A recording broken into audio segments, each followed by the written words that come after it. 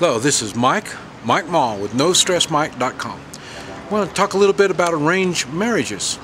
I've mentioned it on some of my other videos and on my website, and I thought I'd clarify a little more of what it is. It's very important. It's very useful. I believe in the future you're going to see more of it. It's because the way the divorce rates are right now, we know people don't choose well.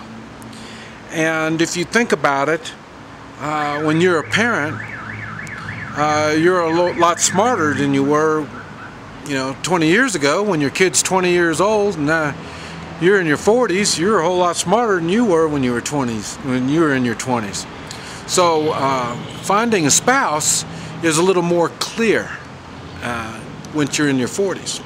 So that is why the arranged marriages even came about, is they know they're wiser. They respected their elders and their parents, and with that respect came an obligation, and that obligation was to pick well, pick a good spouse, somebody that's going to make your child even better than what they would be if they went out and picked on somebody for themselves.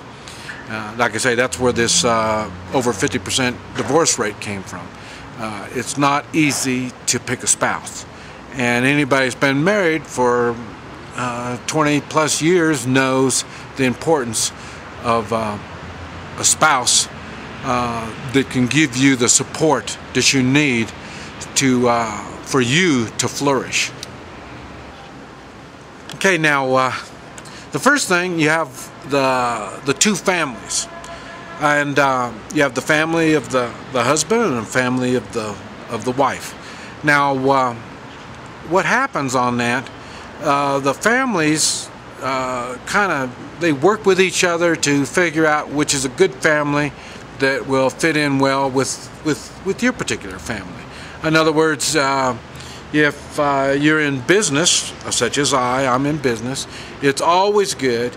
All my friends are all in business, and so it would be a wise decision to maybe the children of someone in business would be a good candidate for a spouse for my child.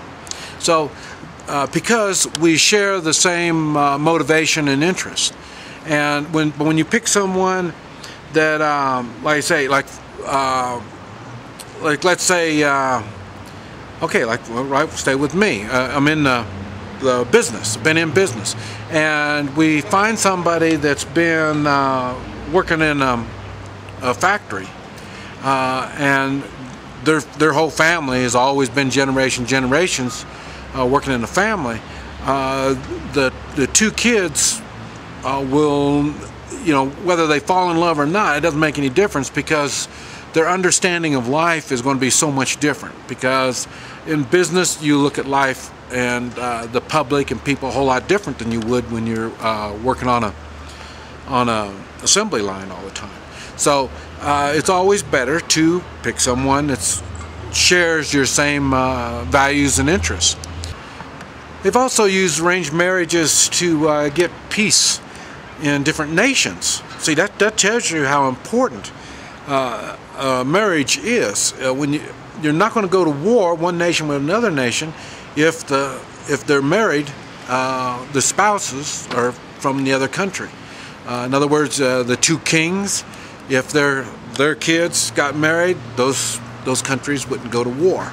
So it's very, very important. I mean, that's an extreme, but it also works in all levels of marriage. And okay, going right back to using me as an example, my wife, she came from the hotel business. They've been in business, for years and years, and I came from the restaurant business.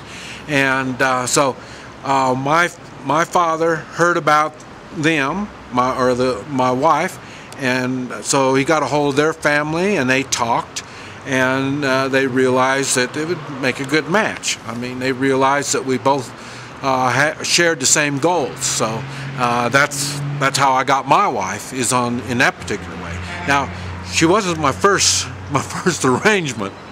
I had my first one was at birth as a child, and they were in Hong Kong. And I say I'm Chinese, so this was my first one. And and I met her when I was in Vietnam. I went to Hong Kong for my R&R, and that's when I met her. And boy, my dad, he picked well. He did really good. I mean, she was a looker, and she was really smart. And that was the problem. She was too smart for me. I mean, what it was, she was a professor at Hong Kong University, and she was getting ready to do 2 more years of college in England, and then that's why we didn't get married. I thought, well, if that's important to you, I'm not that important, well then we'll just forget about it. So I missed out on that. But she was the first one. She was good. And then I had another one that was airline stewardess, and boy, same thing, she was good too. And you got to remember, I'm a young man looking at these gals, see, so I look at it a whole lot different than what my father would look at it. And so it turned out the stewardess, she was real classy. And what turned me off on that was her manners. Boy, she had manners that I didn't even know about.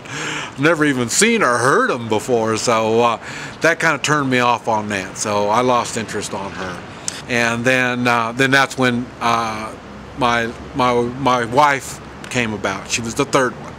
And like I say, she was working in a restaurant when I met her. And like I say, I was able to. She couldn't speak English, but I could see she was a good hard worker. She knew what she was doing, and she did good. And I thought, well, you know, must be good, you know. So I ended up. I was with her 22 hours before I asked her to marry me, and we got married 1 month after we met each other. And like I say, we couldn't speak to each other. Matter of fact, well, I told my dad I want to ask her to marry me, and when we were, I lived in Kansas, she was in Oklahoma, and so on our way, I was taking her to Topeka, Kansas, where I lived, and on the way up there, I asked her to marry me, and we were driving along, and then at the same time, or shortly after, I saw there was an ice cream place, and so I asked her if she wanted some ice cream, and she understood what ice cream was. And so she said yes, so then we stopped and got ice cream. So when my dad asked me if I asked her, I told her yeah, and he said, well, what'd she say? And I said, well, I'm not quite sure what she said.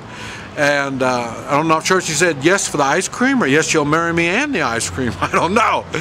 And he says, well, take her to the jewelry store. So I took her to the jewelry store, and right when we walked in, she went right straight over to the wedding rings. That means yes, she'll marry me. Okay, and from there, see, then again, let you know, I was young and not real smart. I was thinking I won't have to drive her back. I'll just marry her now, and I won't have to drive her back to Oklahoma.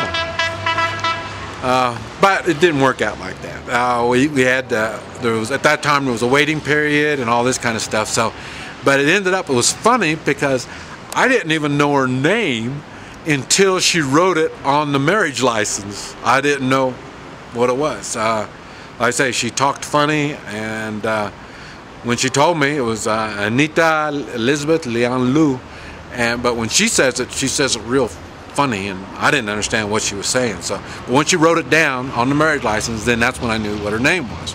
But I fixed all that. I changed her name to Anna Ma, so that was a lot easier to remember. But so that's how I was able to get my wife. Another thing on the arranged marriages, they're not the same as they used to be in the old days. In the old days, you had to get married, and like I say, nowadays, you don't. It's more like what do they call it? When they date, they set you up together, and then they try to see how if you both click or not. Arranged date, yeah, whatever it's called, but that's what it is. That's what they do now. They just kind of put you together and let you spend some time. In my particular case, my dad would send me off to check out these gals, and I'd be gone for a week. He lets me have a week to spend with them and you know, spend some time with them and see if I like them or not. And if I like them, I ask them to marry me. And but I say, my wife was the third one I asked. So They don't always say yes. And so, even though it's arranged, it doesn't necessarily mean it's a done deal. Okay, you're the father of the daughter. I'm not going to talk about the mamas. I'm not. We don't believe in equal rights, so I'll let the mamas figure out their role. But I'm just going to tell you how the daddies do things. And like I say, you're the daddy and of a daughter. Okay, my daughter marries this guy, and she, let's say she doesn't want to wash the dishes, she doesn't want to cook, she doesn't want to do the stuff that you would hope and expect a good wife to do. Well, then her husband would tell her father, or his father, and then his father would come to me and he'd say, is this the way you brought up your daughter? You know, she needs servants to keep functioning. She doesn't even know how to cook and take care of things. And then when he says that to me, whoa, you know, and then I'm going to have to talk to my wife, and then my wife will get a hold of my daughter and get her set straight and get her doing things properly. And it'll be the same thing, whatever it is my daughter's doing. If she's bitch, the same thing. The husband will say to her father, say, boy, Dad, seems like she bitches a lot. Is that normal? And then he's going to come to me and say, hey, is your daughter bitch a lot? Is that normal? And then what I do, I go to my wife and I say, hey, get her straightened out. There's something wrong here. See, so that's how it works if I'm the daughter. Okay, now, if it's my daughter. Now, if I'm the father of the son, okay, the husband. Okay, now the husband, he doesn't want to work. Let's say he's lazy, he's not motivated, and then his wife will say something to her mother, and then her mother will say something to the father, and then the father will say something to me. Say, did you raise your son to be a bum, or what's the story? Whoa, you know, we're not going to let my son bring shame to the family. So what I'm going to have to do is take my son to the side and explain to him that he's going to have to get motivated. He's going to have to get going and start doing things. He makes the family look bad, and this is going to motivate him to get going. Okay, now that you use that same type of same type of action, even when if he hits the woman. Well, it's the same thing. Well, do you bring up your son to hit women? Whoa, we're going to get this taken care of. So that's how it works when the parents are involved.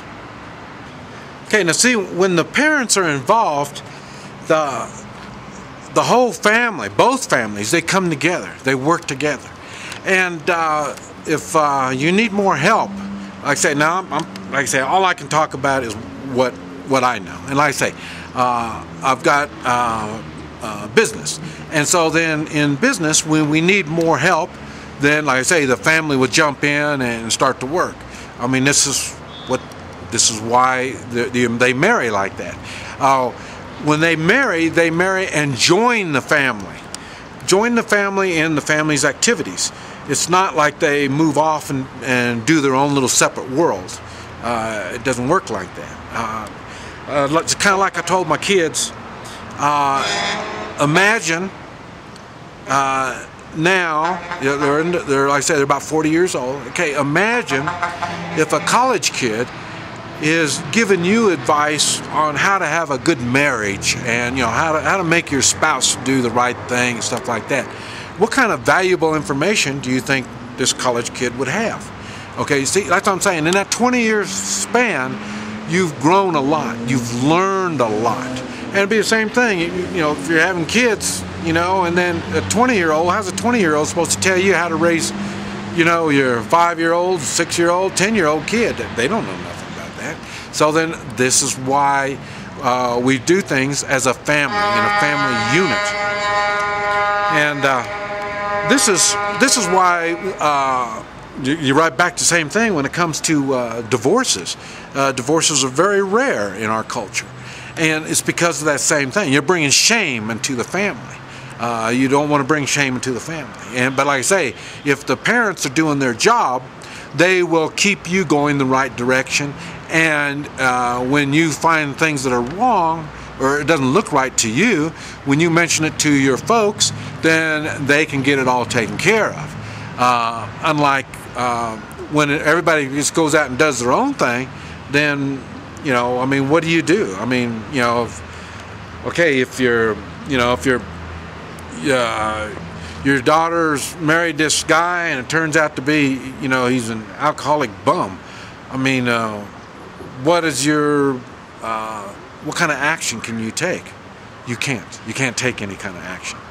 You just got to just kind of let it go with that, and whatever happens. And then, like I say, now the thing is, now that we're going to raise children, and what's all this going to turn into? You don't know. And that's what I'm saying. When the family is cut out of raising a family, then that's what you have. You have a bunch of individuals that are kind of running around loose and unorganized. And I think that is one reason why, even in the United States now, the high divorce rate, people have no loyalties. It's just really getting down. They don't even, a lot of people can't even tell the difference between right and wrong. I'm amazed how people look for the government to make a law. If there's no law, well, it must be okay to do it. You know, I mean, they don't have enough sense to use to know the difference between right and wrong, and that's because they didn't have the family guidance to make it work from their youth. You know, I mean, it's, you know, like I say, you have one-parent families. You know, I mean, there's a lot of that kind of stuff. How do you get, you know, if you don't have a father in the family, how is the boy, the young boy, supposed to know how to act like a man? Or if it's a girl, how is the girl supposed to know what a good husband is supposed to act like? You know, I mean, when they've never seen this stuff, they don't know. So this is why it's important to have some kind of a system where, like I say, you can bring the families together and keep them strong.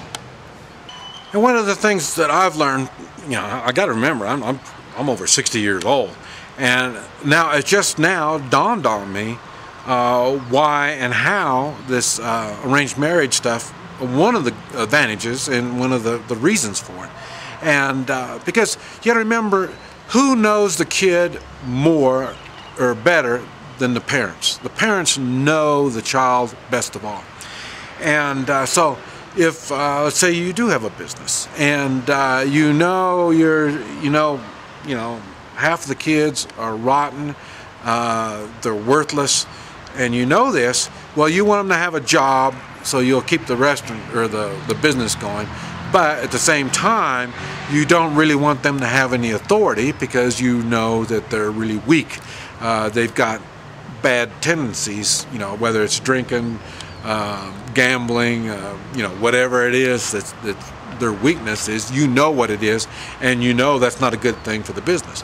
So then when you have other people marry into your business, you're looking for somebody that can help run your business. They may not necessarily be your son or daughter, but if it's your daughter-in-law or son-in-law and you know they're qualified to do it, you would want them to be in your family. And this is what you use to get them into your family. And like I say, they're less likely to, well, they're not going to be stealing and doing bad things, because it's the same thing. You're going to go to their father and say, hey, is this the way you brought up your kid, to steal from the business? You know, you don't want to bring shame back into it again. So a lot of times they do. They'll marry someone that they know is going to bring value to the family. And so this is another reason why the arranged marriage is a good, strong option. Now, in my particular case, like I say, I had no mother, and like I say, we were in the United States, and her family was in Guatemala. So after we got married, whenever I did things that she thought was inappropriate, then she would ask my father, you know, why is it that Mike does this?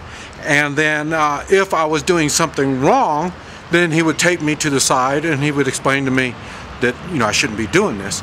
And if I was doing right, then he would explain to her how in the United States this is the way things are done. So that's why it was kind of like we have a system built to make corrections. Now what was really rough is like I say, was about 2 years after we got married, my father died. So after that, then we had a really tough communications problem, because her parents didn't speak English and they were in Central America. So we really had to kind of rough it out after that. But the good thing was my father set her straight and set me straight right from the very start. Right from the very start, he made sure that both of us understood what our goals were and made sure we were going the right direction. He got that done even before he died. Now, one of the things that still amazes me, especially now after we moved down, after she got sick, we moved down here to Central America. We got servants down here, and you know, I don't understand why she even married me. Why would she want to give up all the servants and the good life for somebody like me? I'm totally amazed. But one thing she did mention, and that is with me, she has seen things that she would have never seen if she didn't marry me. She has done things that she would have never done if it wasn't for me. One of those things is doing laundry. Like I say, I had to teach her how to do laundry when we first got married, how to use the wash machine, all that kind of stuff, because they got servants to do all this stuff. And like I say, she wasn't real good. It was funny, she wasn't real good on housekeeping. And that's why I told my dad, I said, man, you know, she's not messy, but, you know, I would think she'd be a little more neater. You know, my dad, he had to explain to me that, well, she came from another world and things a little different like that. So it wasn't that bad. After he explained what's going on, it wasn't that bad. So the parents have a big role to play when you first get married, because I know she was on the phone a lot talking to her folks after we first got married, trying to explain to them, oh, this Mike boy, he's a character, he acts different, you know. And I don't know what they told her, but I know they liked him. I mean, I'll tell you, they liked me really good. I mean, I couldn't understand what it was. But we're right back to the same thing. You know your children, and your children you have no choice. They're your children. Now for me, it was, they picked me. So that made me even more special. I mean, they couldn't bitch, they couldn't complain about me, and they had to work with me. Because like I say, they picked me. I mean, it's not like, you know, I was their child. They chose me, and that makes a difference. And it's funny because right now I'm making this in Guatemala, Central America, and my wife was Chinese, and she's from Guatemala, and I'm Chinese. I'm from Kansas, United States, and it was so funny because it's taken all these years for me to realize another benefit was. And okay, like I've said before, well, my wife is deceased now. She just died about a month ago. But we haven't been on welfare, Medicare, Medicaid. We're not even taking Social Security. I mean, nothing. We don't need nothing. We don't want nothing. And the reason that is right back to the same thing, the arranged marriage. It gave me a position in the family. So I knew when when my wife was sick and we had health problems, I knew we could come down here, and they were obligated to let us in. Like I said, her family owns a hotel, and so they were obligated to let us come in and help me take care of her, in which that's what they did. Because that's part of the arranged marriage thing. I mean, it's not the arranged marriage. We are brought together from the very start. The families are brought together from the very start. Unlike a regular marriage where you're taking someone out of the family. You know, you're taking the daughter out of the family, or the guy, oh man, I can't wait, I want to get away from my family and all that kind of stuff. Well, you know, you're on your own, and so the first thing you do is you're taking the family apart. So this doesn't. This first thing you do is you're enlarging the family, making the family stronger. That's what the arranged marriage does. Okay, now I want to talk a little bit about the disadvantages of the arranged marriage. Okay, one of the biggest disadvantages is divorce. Like I say, you can't really do a divorce. So, because I say you'll bring shame upon the family. So, if the two that got married wasn't a good deal, well then you're kind of stuck with each other. And what you do is that's where the mistresses come in, and it's they kind of go in their own little world, because like I say, they can't go have a divorce, so they just both kind of just split apart, and they just share the house and the names only. That really, other than that, there is no connection with them. They have no emotional ties and all that kind of stuff. Now that's kind of a rough one. I can't really explain how that works, but like I say, mine was perfect. So my marriage was perfect. My dad did good with me, so I have nothing to complain about. So everything went good, and but like I say, the negative part would be when you're connected with somebody that's not going to work. And like I say, so there is some negative to it, but like I say, even at that, they're able to work their way through it, because they still have the family. Both the families are still together. Even though the two that are married may not be together, the families are together. So in other words, the kids their children are going to be on both families. They're going to be loved and cherished by both families, and they have opportunity by both families. So just because the parents don't make out, it doesn't make any difference. The kids are still going to have a good, strong, secure foundation to build a future on, because they'll have both families working to help them. One of the things that's always, just to let you know, I say everybody's in their own little world, because in my little world, I couldn't understand how people would get divorces. I didn't know how people would have arguments. I didn't know how they could have disagreements. There's so many things I just didn't understand, and it wasn't until after I got older until I realized what the differences was. And like I say, it was because of the arranged marriage that we didn't have. There's a lot of stuff we were able to avoid.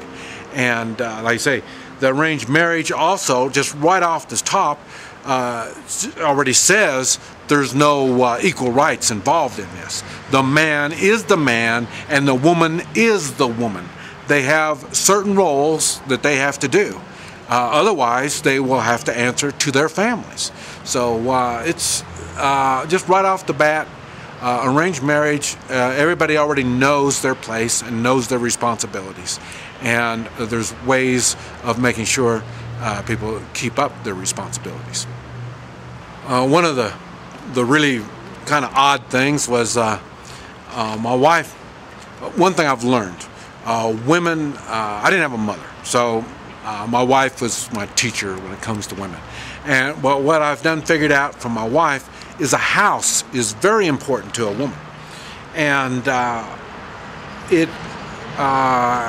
it's still important even in an arranged marriage, but it's not that important. It doesn't, I believe to most women it probably ranks at the very top. I mean, they really want a house, they want a really good house, they want all this kind of stuff. And it's very important to them. And I say for my wife Anna, she didn't have it quite like that. She wanted to have a nice house, but like I say, it ended up with all the different opportunities that I took advantage of. We relocated, and we did different things. So then it wasn't feasible for us to really own a home. So it was much better just to rent. And we could go different places. Like I say, that's why I've had so many different businesses in different parts of the country doing different kinds of stuff. And that's because I was able to take advantage of that, because we didn't own a home. And once she realized that the home wasn't her security, that I was her security, and that changed her whole attitude after that. I mean, it was much easier for her to take care of me and be good to me. when she knew that, you know, I was that important to her.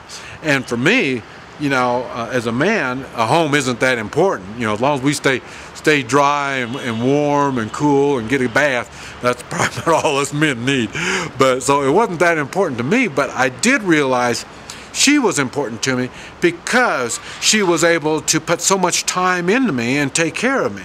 And I realized, well, my family, like I said, I had no mother, and my father died shortly after we got married. So her family, I knew was an option. So right off the bat, I knew we weren't completely on our own. If anything went bad, I knew we had her family we can come back on.